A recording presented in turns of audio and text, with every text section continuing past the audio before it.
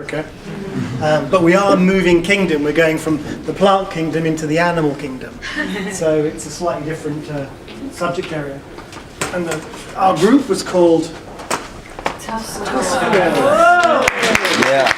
Let me introduce you to Task Force. That's where the digital world meets the animal kingdom, which is a really interesting idea.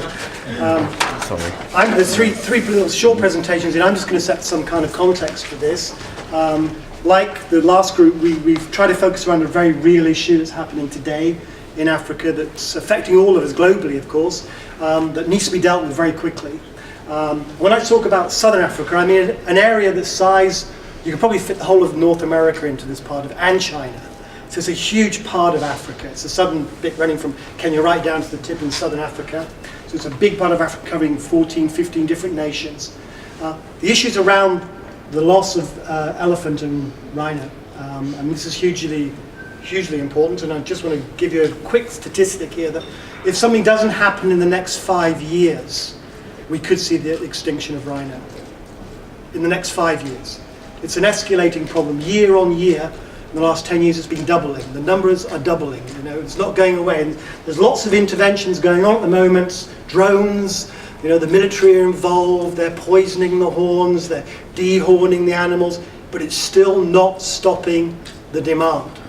It's still increasing, so we have to do other things. And one of the things we identified was one of the communities are the people in those areas that suffer from this, the local communities, because in Botswana, where I live, you think of Botswana, it's a country, very advanced country in Southern Africa.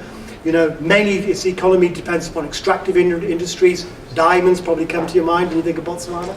But the largest employer is actually tourism. Tourism's the single largest employer. And people come to Botswana to see elephant and rhino and those other wildlife. So if we lose this, what will happen to that employment? So it's a very real issue that needs to be articulated with our local people. We think they need to be engaged in this dialogue. So I want you to imagine for a minute we're sitting around a campfire in a village in northern Botswana at a hotla, that's what they call it, which is the most connected part of local government. They have these community meetings, and someone says, "What happened to the rhino? Where did they go?" So that's where our story starts. And now one of my colleagues is going to talk about kind of the interventions that we were discussing.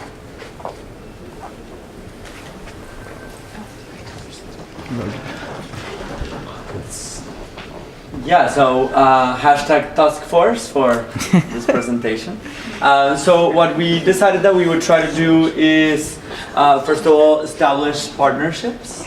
Try to figure out both on the data side and on the advocacy side, on the media side as well, what were the partnerships that were required to be able to move this issue forward. And part of those partnerships we were hoping would feed into this idea of being able to scope what data was already out there that related to this issue, scraping, mining, and cleaning up data sets, so that we could have an idea of everything that we knew about this, hopefully adding a GIS layer to that where possible.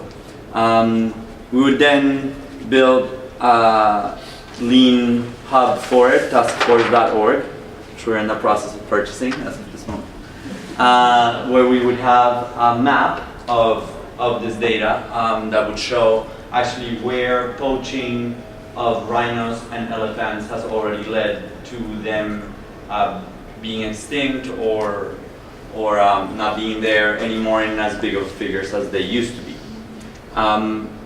But then what we wanted to also make sure was not to just work on that data online side, but to document, do multimedia documentation of the stories on the ground, of stories of impact of what had happened due to the loss of rhinos and elephants. And this would feed into a larger social advocacy campaign in which we would use the website for global advocacy. We would feed the multimedia documentation packages onto the website so that when people look at the map, they could click at a point in the map where this is happening and also see stories, videos, and pictures of what the impact that this has had in the lives of community members in that community. But what we also wanted to make sure was that the online and the offline were mutually reinforcing. So just like we would bring the multimedia stories from the ground to to the online hub, we wanted to make sure that we brought the data that had been cleaned up and organized to those communities that probably had not had access to that data before, and do interactive workshop exercises with those communities in which we would have them show them the data so that they gain a better understanding of what the data said and what the data showed. And then have them create community-generated products in the form perhaps of radio, in which they would record short radio spots which had SMS shortcuts at the end, telling people what they found most interesting about that data in regards to this issue, and allowing those listeners of those radio spots to provide feedback to those points via SMS shortcodes, because we believe that it is community members in their own communities who are better suited to be able to share this information and this data with their fellow community members. And so at the end of the day, like I said, we would bring the data to the community, the stories from the community to the portal, and be able to make sure that online and offline are mutually reinforcing. So with that, I'll pass it on for action points of what we'll do next. Oh, hi. Hello. I come from the world of storytelling.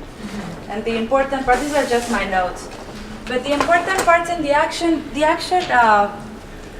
items that we have in front of us are actually real, and I believe there's a task force coalition being created as we speak. So the first thing that we have is a conference in November in Botswana, where Robert is going to present task force to the world, and we hope that by then we have a few things set up. The presentation of the task.org coalition has to come with three very important aspects. One of them is the partnership with environmental organizations as well as aid organizations and media, because it's very important for people who are actually fighting the depletion of tusk and horns to understand that this is a collective effort. Building a network also is going to include and involve an aspect that we considered was a challenge, and I appreciated that group 2 who was talking about the things that were possible and the things that are not possible to do. In our case is China. China is the big elephant in the room. And it's not an elephant that's going to go away. Maybe it would be the last standing elephant. But that doesn't mean that we cannot create alliances. And one of our main and big aspects, okay, is one of main and big goals is to translate everything we do in Mandarin and Cantonese, so that we get somewhere. Stories of elephants and rhinos. Picture yourself, close your eyes for a second, picture yourself around the campfire, and what you hear is grandma saying, it was stomping, it was walking, it just moved the earth, and we knew it was our elephant. Our society revolved around it. People come and visit us, and they come and see it. In 5 years, it won't be there anymore. How are you going to make a living if there's no elephants around you? So these images and these stories being told in radio, in photos, as well as videos around the campfire online are the main gist of taskforce.org. It's the idea of imagine the world without them. Now, make sure that doesn't happen. We need funders. We're going to need a lot of sponsors, champions, and a lot of people. But yet the idea of a dying animal seems to be a way of moving a part of us that is still very present. So we're going to try to work on that. And we actually ask you to join the clan. It's important to all, make it work. And it seems like with Robert's initiative and his presence in Botswana, we could really get this one going. So if you want to do something with us, join us at the end of the presentation, and we're rolling.